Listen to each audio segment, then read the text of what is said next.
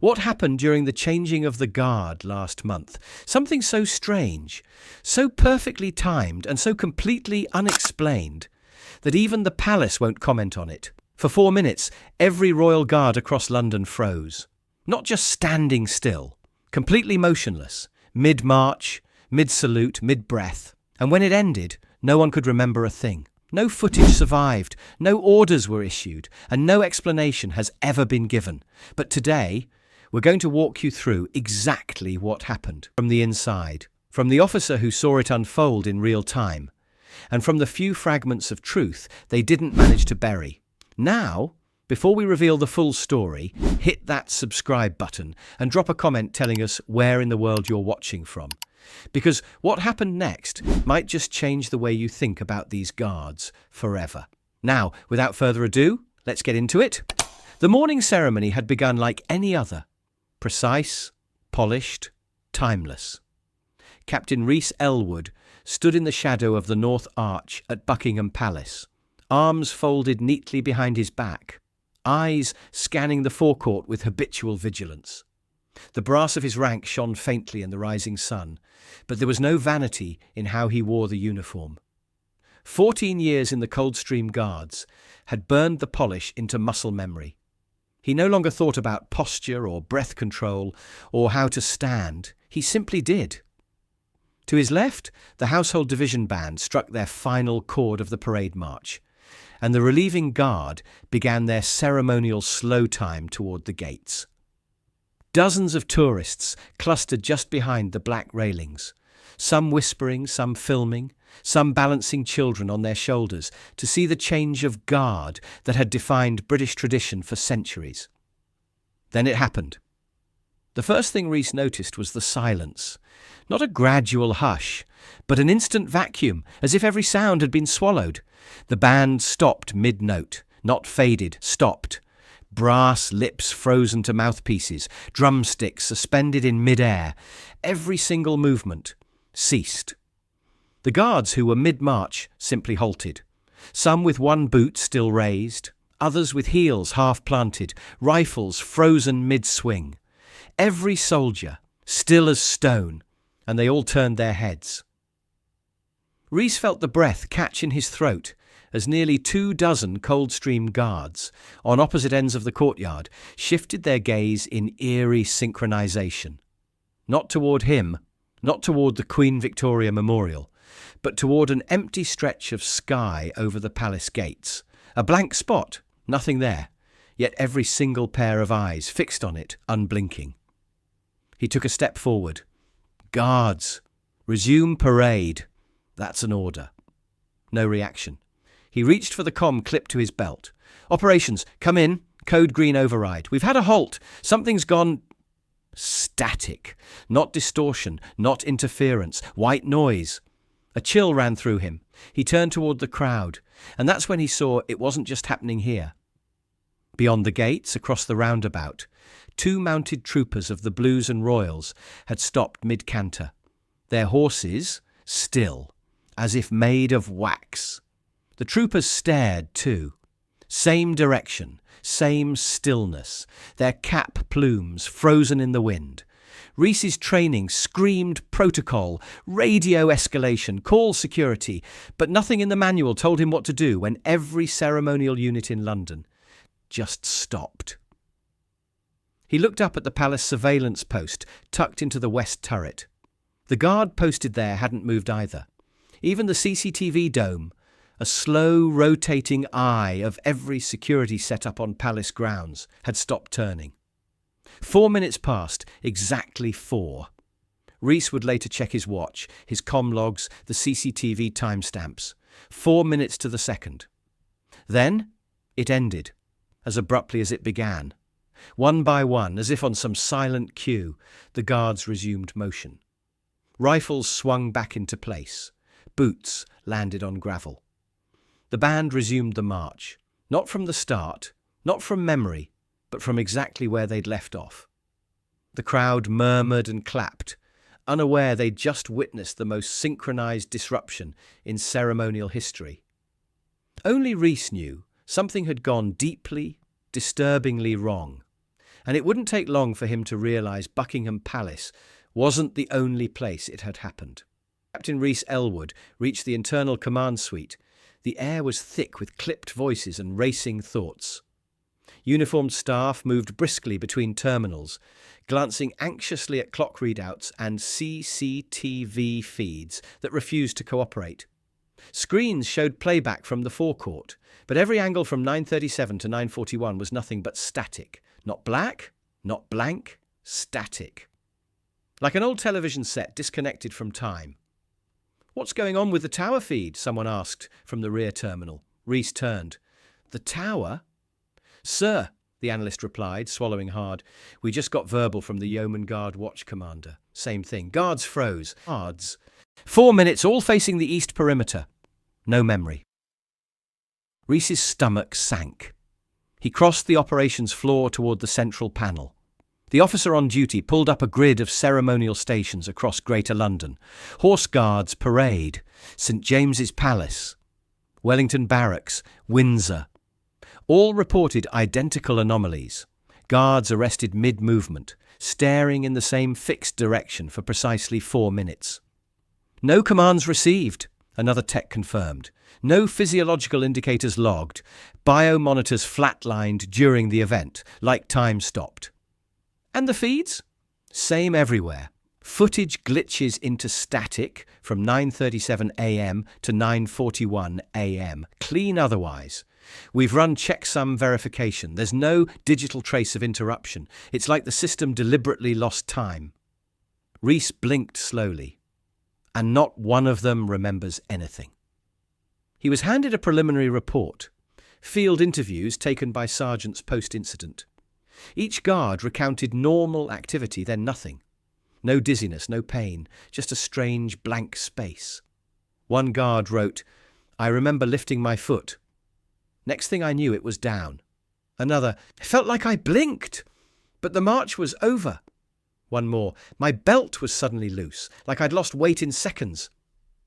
Rhys turned to Staff Sergeant Linton, his long-time second in command. "Get me Mercer's log." "Ewan Mercer?" Rhys nodded. "He was front centre at Buckingham. Watch the replay. There's a fraction of movement in his right hand. Everyone else was statues. He twitched." Linton looked uncertain. "You think that's significant?" "I think," Rhys said carefully, "that when every man freezes but one flickers, you ask why." At his request, they replayed Mercer's position from the overhead drone. It was slight, barely noticeable, but Mercer's right glove did move. Less than an inch, like someone had tried to clench a fist and failed. "Call him in," Rhys ordered, "and strip that comms stack. I want a forensic sweep.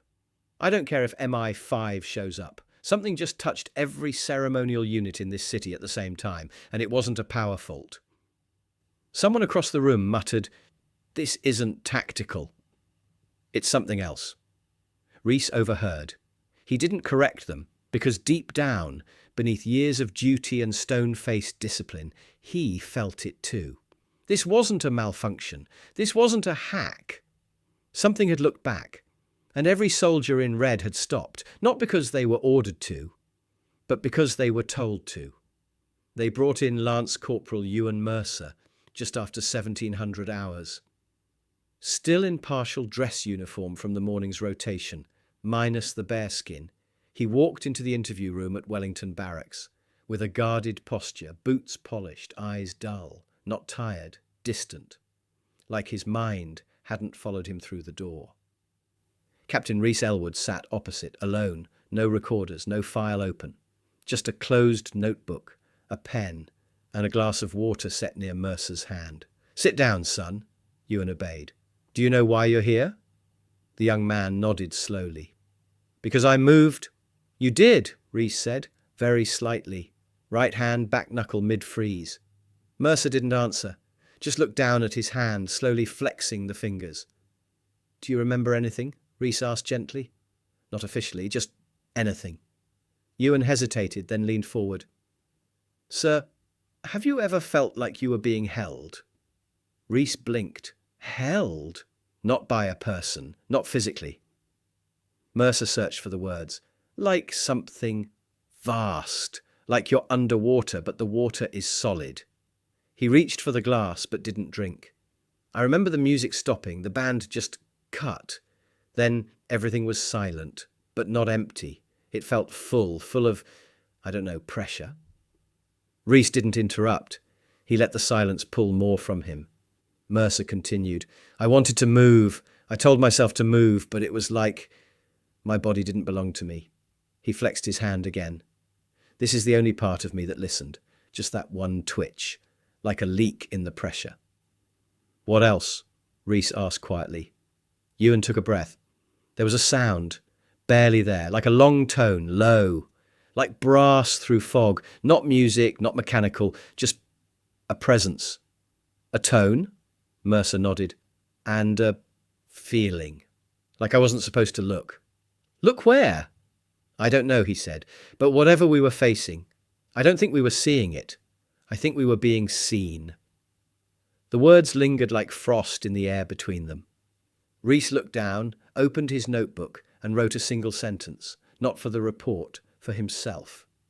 He twitched, because he was still trying to resist. When he looked up again, Mercer was staring at the wall. You're not in trouble, Reese said finally. But I want you to take some time. 3 days off duty. No parade, no training, no press. Clear? Yes, sir. You'll keep this to yourself. Mercer nodded again. And if you remember anything else, Reese said, standing slowly, anything at all, don't write it down. Mercer looked at him. Why not? Reese didn't answer. He just closed the notebook, tucked it under his arm, and left the room with a single thought repeating through his mind. Whatever held them for 4 minutes. It's not finished. That night, Reese stayed late at Wellington Barracks. The operations room had quieted, most of the junior officers gone for the evening. The hum of fluorescent lights echoed faintly in the hallways, and the corridors smelled of brass polish and old wool. Tradition clung to the place, like oil to cloth, thick, stubborn, permanent. He wasn't interested in surveillance footage anymore. Not tonight. Not with what Mercer had said. Instead, he walked down 2 flights of stone steps to the regiment's internal archive, a room most officers never visited unless they were hunting medals or retirement citations. Inside, shelves of red-bound ceremonial manuals, duty logs handwritten in cursive ink, drill records dating back over a century. He ran his finger along the spines until he found the decade he was looking for. 1980 to 1990. He pulled the 1983 ledger and laid it open on the metal desk beneath a flickering light. Each page was methodical. Date, time, unit, location, officer, remarks. Most were mundane. Coldstream Guard, a rotation complete. Ceremonial delay due to weather. Band adjustments per summer heat regulations. But halfway through August, just above a faded page, where the ink bled from water damage, was something strange. August 17th, 1983. Horse Guards Parade, Tower, Windsor, Buckingham. In the remarks section, Incident 43B, Synchronization Anomaly. 5 units halted mid-march. 4 minutes duration. All turned east. No visual record captured. No incident logged by soldiers present. Units resumed without external command. Exercise cancelled. Records sealed per verbal directive. No further notation authorized. No signature. No reason. Just a note of cancellation. And silence. Reese turned back a page. The day prior, a training run had been approved for experimental symmetry drill. A red line had been drawn through it in pencil, but the phrase hadn't been removed. Symmetry drill. He didn't like the feel of the words. He took a photo with his personal phone, then shut the book and left the archive. But he wasn't done. There was one man who might remember this. Someone who had worn the red during the early 80s and still had clearance deep enough to be unafraid of protocol. The next morning, 900 hours. Reese sat across from Major retired Alistair Bramwell, now a private security consultant for foreign embassies. Still sharp, still precise. the kind of officer who could spot an untucked shirt from across a parade square. When Rees slid the image across the table, Bramwell didn't blink. "You were there," Rees said quietly.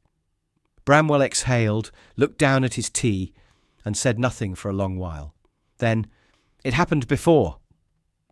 "Why was it buried?" "Because no one wanted to explain what can't be explained. No one wants to be the man who puts that on paper." Rees waited. Bramwell finally met his gaze.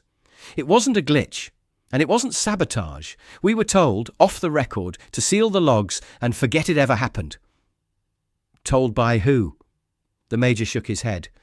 "Didn't recognise the uniform, that's what scared me." Rees leaned forward. "What do you think it was?" A pause. Then Bramwell said something that Rees would write down in his personal journal long after the formal reports had been filed and forgotten. "It's not the ceremony they're interested in. It's the stillness. There's power in something that doesn't move. And when 100 men stand still, something listens." Captain Rees Elwood returned to the forecourt 2 days later, not in uniform, not on duty. Just a man in a plain charcoal coat, hands in his pockets, walking the perimeter like any other civilian. The air was different now. Same gravel, same gates, same columns of tourists whispering about the ceremony, but something beneath it all had changed.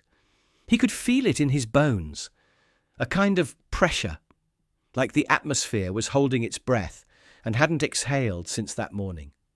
He wasn't here to review protocols. He wasn't here for footage. He was here because of a voice, a little girl's voice, caught faintly in background audio from a civilian tourist's live stream. She said they weren't looking at us. They were looking past us. The stream had been recorded by a father standing near the front, his daughter on his shoulders. Rees had traced the man through a mixture of CCTV logs and tourism social pages, a software developer from Bristol, harmless, confused, honest. Rees found him near the East Barrier, exactly where he'd been standing during the freeze. The man recognised him immediately and looked sheepish. "Captain Elwood, is it? I wasn't expecting—" "I'm not here officially," Rees said. "I just need to ask your daughter a question, with your permission." The man hesitated, then turned and called softly, "Maya, this is the nice soldier I told you about." The little girl was maybe 6. Big eyes, wool coat, with bare ears on the hood, hands sticky from the chocolate she clutched. She looked up at Rees with perfect seriousness. "You're the red statue man." "Sort of," Rees said with a faint smile. "Do you remember what you said that day, about the guards?" She nodded immediately. "They weren't looking at us." "Where were they looking?" She pointed past the gates. "There. There's nothing there, Maya." She shrugged. "Not now." Rees crouched. "Can you tell me what you felt?" During the quiet, Maya looked at her father, who nodded gently. "It felt like being in church," she said, "but the kind where no one talks." Rees blinked. "Did you hear anything?" "Yes." He leaned forward slightly. "What did you hear?" Maya tilted her head. "A song without words." Her father chuckled awkwardly, but Rees didn't laugh. "Can I see your drawings?" The man hesitated, then reached into his backpack and handed Rees a folded sheet of paper.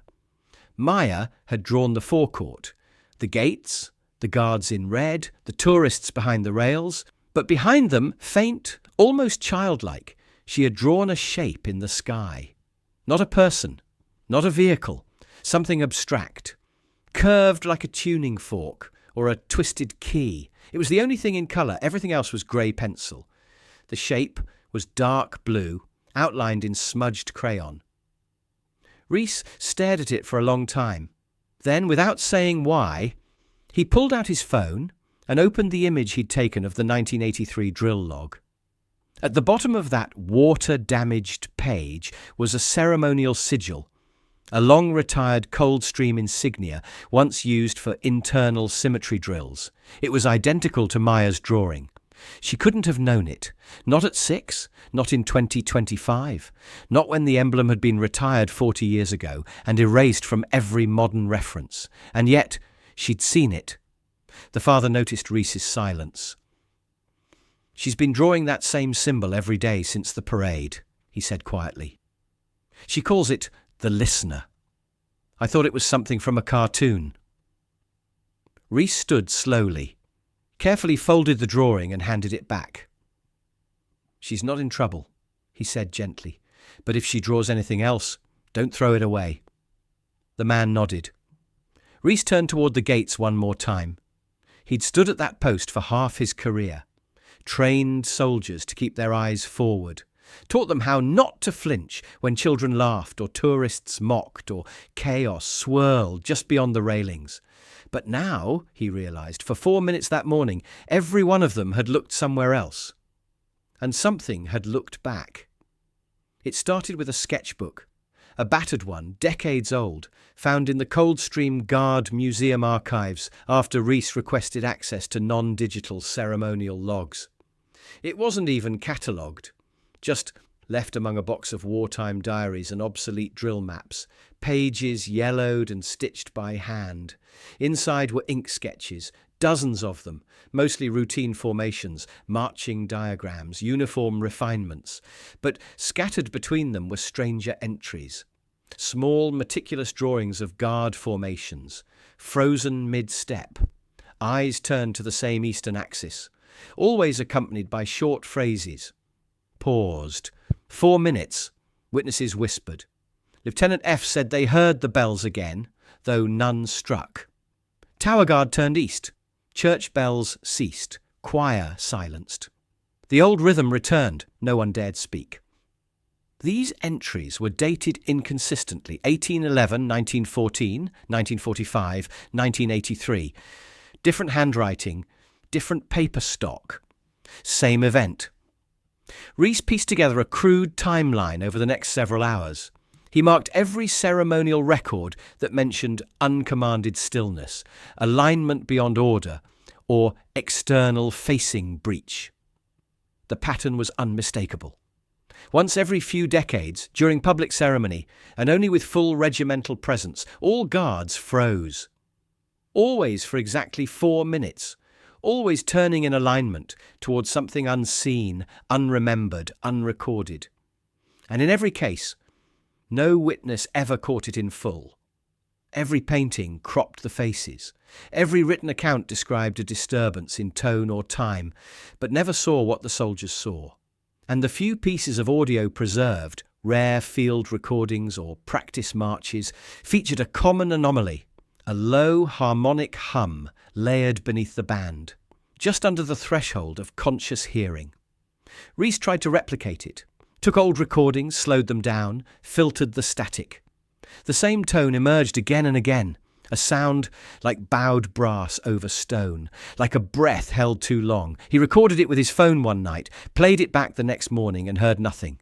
The recording was pure white noise. But he remembered what he'd heard. And then, 2 nights after interviewing the little girl, Reese jolted awake in his barracks room. Cold sweat, heart racing, a sound still ringing in his ears, and it wasn't just tone this time.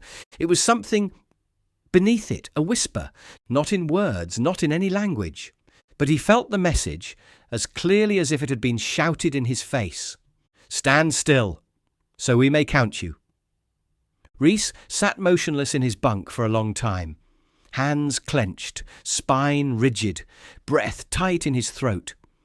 Outside, the parade grounds were silent. But deep inside him, something stirred, a dreadful certainty. This wasn't over, and the guards weren't freezing because they wanted to. They were obeying. The meeting wasn't scheduled.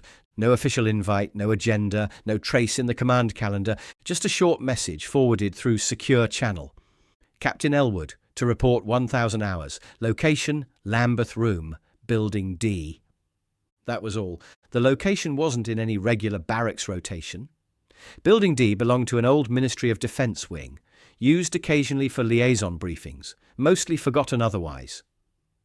Reese arrived 10 minutes early, dressed in service dress blues, belt immaculate, face unreadable. A uniform you wear when you know you're not just being watched but measured. 2 men and 1 woman were already seated when he entered. No introductions. just a nod to sit. One was a brigadier general from Central Command, dark suit, regimental pin, eyes like flint. Another was a civilian in a grey waistcoat, holding a leather folder marked with no insignia. The third, a woman with silver hair and a crisp blazer, sat perfectly still. Royal Archives Office, if Rees had to guess. The room smelled of old paper and filtered air. The general spoke first. "You've seen things, Captain, that are traditionally left unexplored." Rees didn't blink. "I logged all my reports according to protocol." The civilian smiled faintly. "Yes, and you also logged several things that haven't occurred since 1983, or 1945, or 1811. The silence thickened. The woman opened her briefcase and placed a file on the table. It was stamped with red wax. Rees didn't move. "Before we go any further," the general said, "you need to understand that what we're about to say is not for discussion outside this room. Not with your unit. Not with your superiors. Not with the public." Rees gave a single nod. The civilian leaned in. "We've had ceremonial stillness incidents logged for over 2 centuries, always the same, 4 minutes, no memory, partial alignment, footage corrupted, records sealed." "Then why hasn't this ever come to light?" The civilian replied calmly. "Because the public doesn't notice when tradition breaks. They only notice when it speaks." Rees frowned. "You think this is intentional? Coordinated?" "Not by us." The woman finally spoke. Her voice was even but carried strange weight. "Stillness has meaning in some old orders.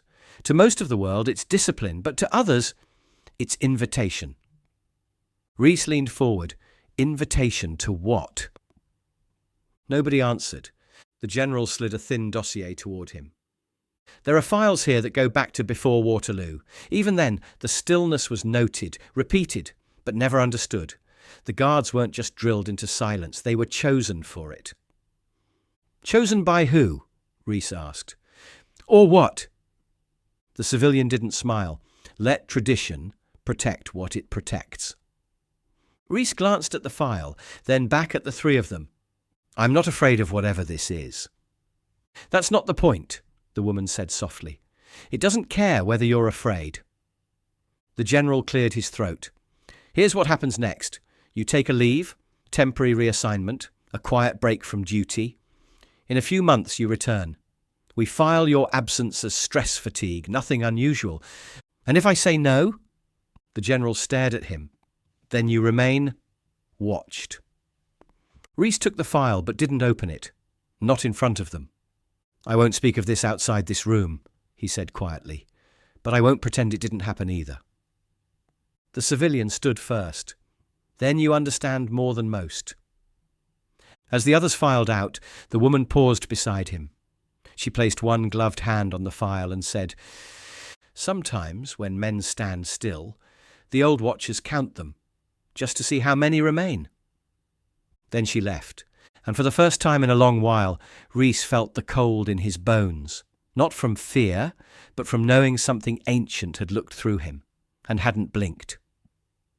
3 weeks later, Rees Elwood stood once again beneath the archway at Buckingham Palace. His boots were polished, tunic sharp, chin up. But something in his bearing had shifted. Subtle, internal, less rigid protocol, more presence. Like a man who no longer stood still because he was ordered to, but because he was watching for something. The changing of the guard was already in progress. It was a cloudless morning. Flags limp in still air, the kind of day tourists dreamed of. Phones were raised, children pressed against the rails, and the band played with mechanical perfection. But Rees wasn't listening to the music. He was listening for the absence of it. His eyes scanned each face in the formation, every step measured, every boot fall perfect. Lance Corporal Mercer was back on duty. So were 6 others who'd been in formation during the freeze. Not one had filed for medical leave, not one had broken silence. But they all walked with an awareness now, a stiffness that wasn't discipline. It was vigilance. At exactly 10:42, The lead guard turned to face the crowd near the railings. Reese's breath caught. Because for the briefest moment, less than half a second, every single guard glanced to the right. Not a head turn, not a command, just the eyes. Dozens of trained soldiers, their gazes flickering to the east side of the square, where nothing stood but tourists, lamp-posts, and the long stretch of Queen's Walk. Reese stepped forward, heart pounding, and then nothing. The formation continued. Boots fell. Rifles swung. The crowd cheered as the two ceremonial halves passed each other at the centre mark. The moment was gone. But Reese felt it. Just beneath the applause and camera clicks, a low vibration stirred in his chest. A tone. That same slow, buried hum. Too low for the human ear, but his bones knew it. He looked past the crowd, toward the empty space where all the eyes had turned. And for just a heartbeat, he felt sure. Something was watching. Not threatening, not hostile, just measuring, like it had returned to see who still stood, who still remembered how. The ceremony ended. The band marched out through the gates, boots crisp on the gravel. The crowd began to disperse, laughter returning, accents floating through the morning air like birdsong. But Reese didn't move. He remained by the arch, watching the last guard disappear through the palace gate. Then he whispered, too low for anyone to hear, "We're still here." No one answered, but the silence that followed wasn't empty. It was heard. What do you think happened during those 4 minutes?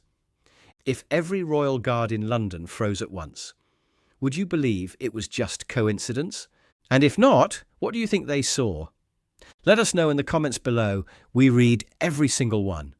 If this story gave you chills, hit that like button and don't forget to subscribe and tap the bell icon. We post new Royal Guard stories every single day. Share this video with someone who thinks these guards are just for show. They might change their mind. Our next story is already on your screen. Click it now, and we'll see you tomorrow. Same time, same place, with another moment that proves stillness is never empty. Sometimes it's the loudest answer of all.